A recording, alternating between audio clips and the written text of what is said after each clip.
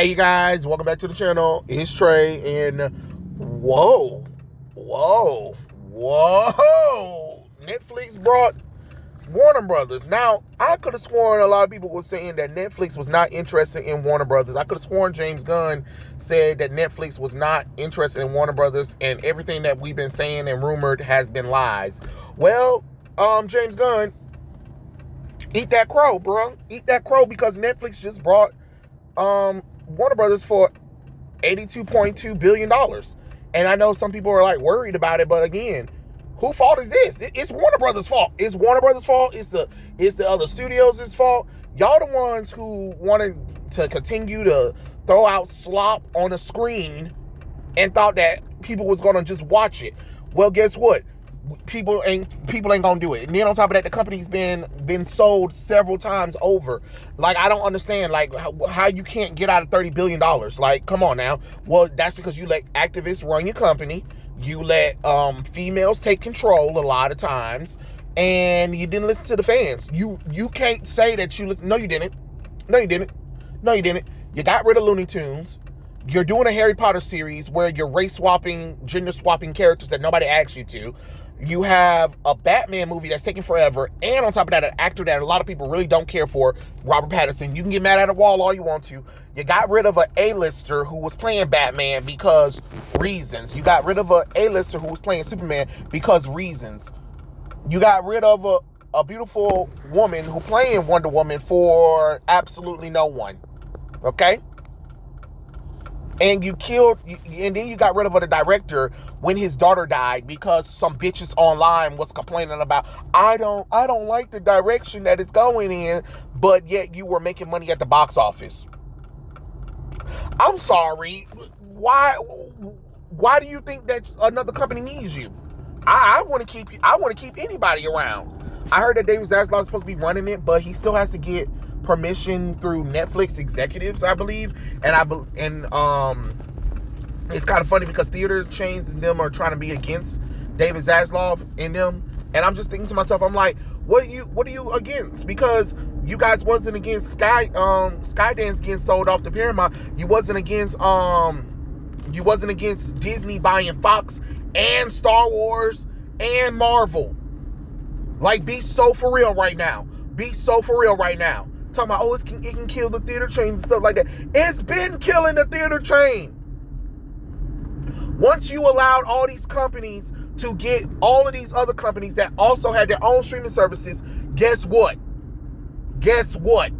And then on top of that, once you had that free range of capitalism and you hired bitches to do movies and shows that nobody asked for because diversity and inclusion, LGBT bullshit and all that kind of stuff. Say what you want about Netflix, and Netflix has done a lot of bullshit, but they also have a lot of shit that people do want to see that complements the bullshit. Disney, Warner Brothers, all of them. They've released shit after shit after shit after shit after shit after shit after shit with barely any good things. You know what I'm saying? Like, it doesn't matter that you have this one good thing. Like, okay. Disney has Lilo and Stitch, Zootopia 2, and most likely Avatar. That's 3 movies. Okay, great. You got 3 movies, but all your other movies this year failed at the box office. You get what I'm saying? It's not enough bullshit. You get what I'm saying? Compared to Netflix, who might have about, they might have about 10 things that are terrible, but got about 50 things that people are actually watching, that people actually love. You get what I'm saying? You don't have that balance anymore. And on top of that, no offense, you can get mad at the wall all you want to, but I ain't really never seen a Netflix executive or anybody that's worked for Netflix come out and say the fans are stupid. Don't watch it if you don't like it. Oh, the fans are racist. Have you? I've never heard an actor, producer, or anybody who's doing promo run for Netflix shit really say that. Now, I might be proven wrong one day, but as far as I know, I haven't. But I have seen people from Warner Brothers, Disney, Paramount, Comcast. You know what I'm saying? I have seen those people tell me that if I don't like it, don't watch it. You're a racist. Go to hell. You know what I'm saying? Oh, okay, great, great, great. And wasn't Warner Brothers the leaders in putting premium movies on streaming services? You know, back in the day, I could have sworn when you put premium movies on, you know, network television or whatever, it was, I could have sworn, what was it called? It was called something. It's slipping my tongue. Pay-per-view, right? Right. But when you put it on streaming services, ain't nobody about to pay for that shit. We already paying for it.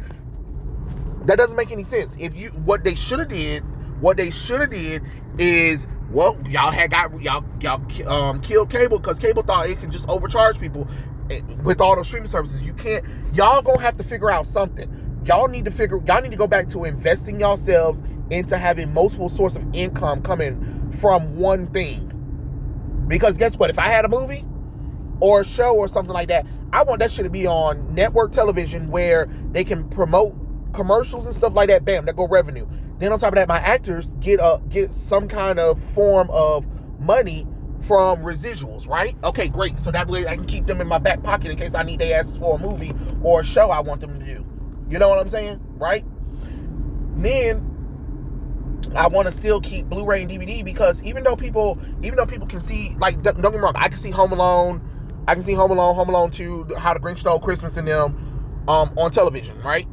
I trust me, I've seen these movies several times over. But guess what I also have? I have the VHSs, I have the DVDs versions, and I have the Blu-ray versions of them. And you're like, well, you got the streaming services too. Yeah, and that's fine. And I watch it on streaming services too. But if it's on network television and I click on it, guess what I'm doing? I'm sitting there and watching it.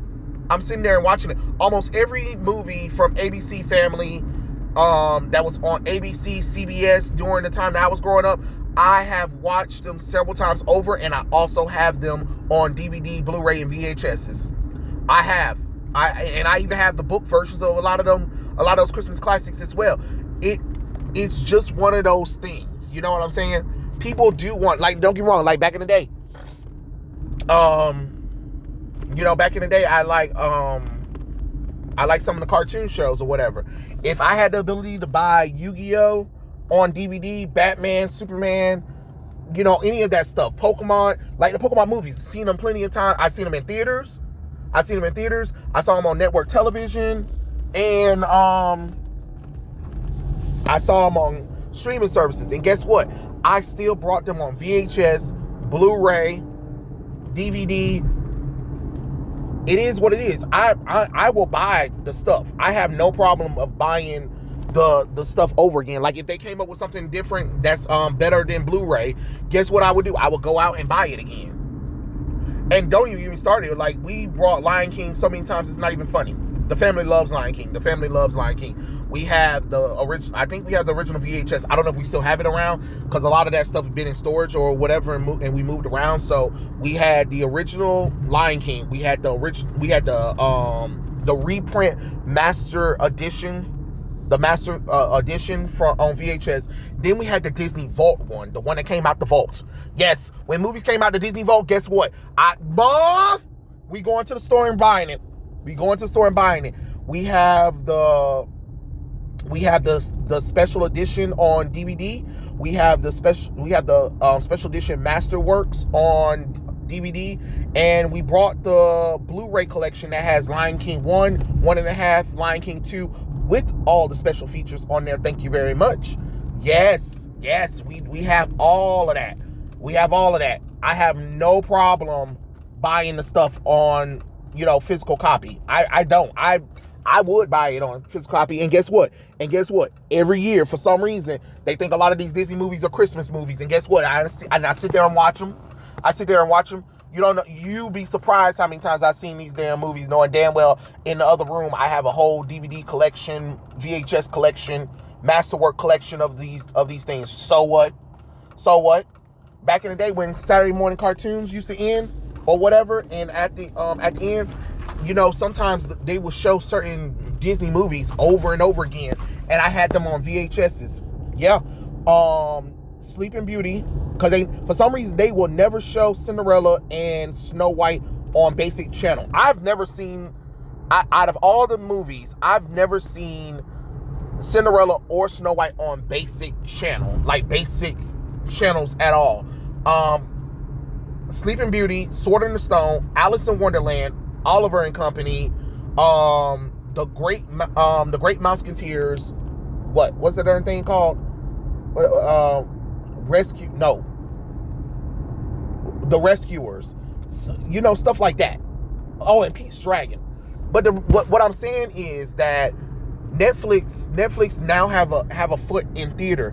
It might not stay in theaters as long, but it's going to be in theaters because they have to, because it's part of the deal too. But my thing is, Comcast and Paramount clearly didn't want to pay the money that they're asking for. Netflix was like, shit, we got the money, and we not in the hole for shit. So, you know what I'm saying? So of course they're gonna buy the studio. Why not? Why would you not buy it? You know what I mean? So it is what it is. But I know a lot of people are trying to be like, oh, monopoly or whatever. Oh, so it wasn't a monopoly when Disney was buying everything under the studio. If you look at the list of shit that Disney owned, Disney is a monopoly and the government never stepped in at all. Now everybody want to try to step in because Netflix is doing Warner Brothers. No, if y'all really wanted to step in, you would have stepped in and protected the studio. You would have stepped in and said, hey, studio, enough of people talking bad about your fans. Hey, let's not put the movies on streaming services while we still have a contract deal with the theater chains and stuff like that. How about that? Like, can we talk about that? Nobody wants to talk about that. You're mad because Netflix done brought it. Well, you know, other companies had the opportunity and they didn't want to. They lost that right.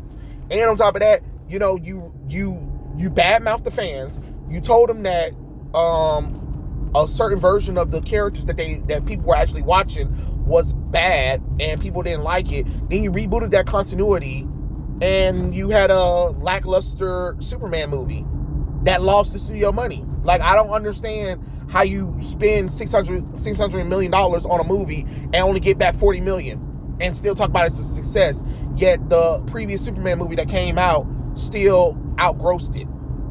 And if you put inflation, would have had made 1.3 billion at the box office due to inflation. So you tell me who wrong at this situation. You know what I'm saying? Y'all want somebody to buy it, but who? You know, Paramount revealed themselves. They were talking about a whole bunch of bullshit that, no way.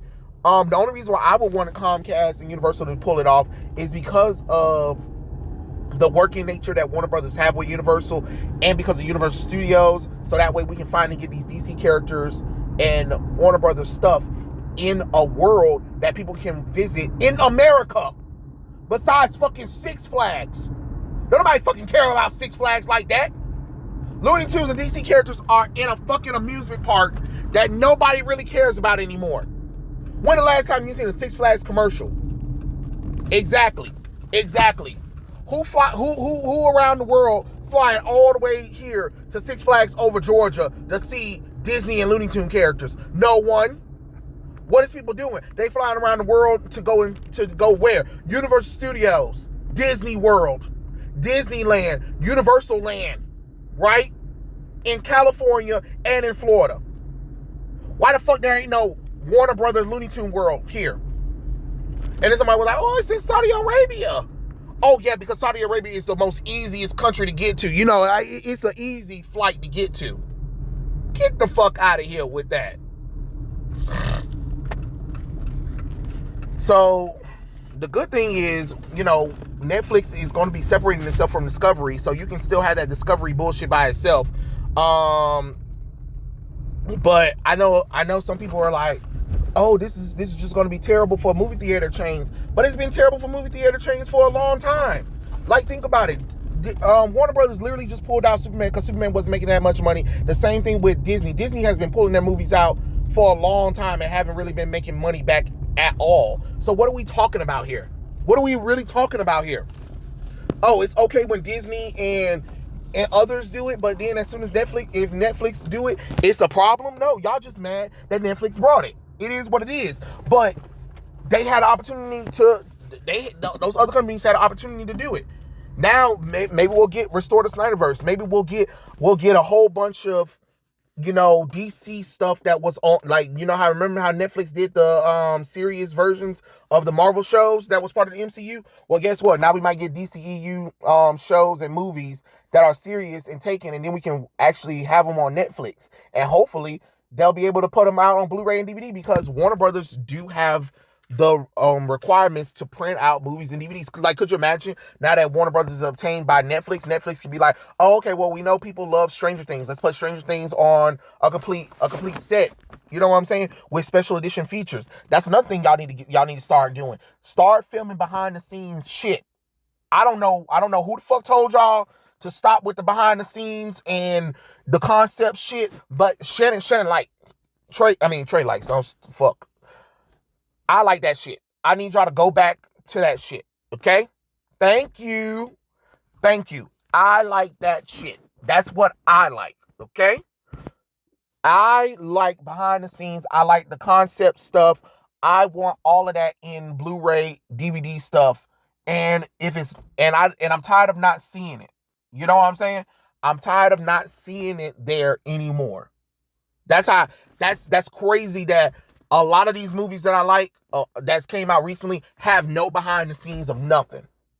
And then if y'all do like a less than 1 minute shit and you post it on YouTube. What the fuck that's supposed to do with anything? Okay, sorry, I'm ranting, I'm raving, but it was announced that the cash stocks transition is valued for 27.5 for WB per shares, with a total enterprise value approximately at 82.7 billion, which is $72 billion. The transaction is expected to close after previous announcement of the separation of WB's global network division, Global Discovery Global, into a new public traded company, which is expected to complete itself in Q3 of 2026. So in order for Netflix to buy Warner Brothers had to separate itself from Discovery, which is great because Discovery is its own thing anyway. I don't even know why the hell y'all thought that was a good idea anyway. But like I said, Netflix will be able to broaden itself more into entertainment, because then they can license the DC stuff to like Universal Studios. They can also license a lot of their stuff to other companies now and works with Netflix. That's how I look at it. So it could be a good thing. It could not be a good thing. But hey, if the other companies wanted to buy it, they would have put up or shut up. You get what I'm saying? But this whole, it's the day the theaters died. The theaters died a long time ago. And honestly, Patient Zero was Warner Brothers that did the bullshit. So it is what it is, and what it is what it ain't. So yeah, those are my thoughts. Tell me what you guys think in the comments below, and I'll catch you guys later. Peace out, everybody.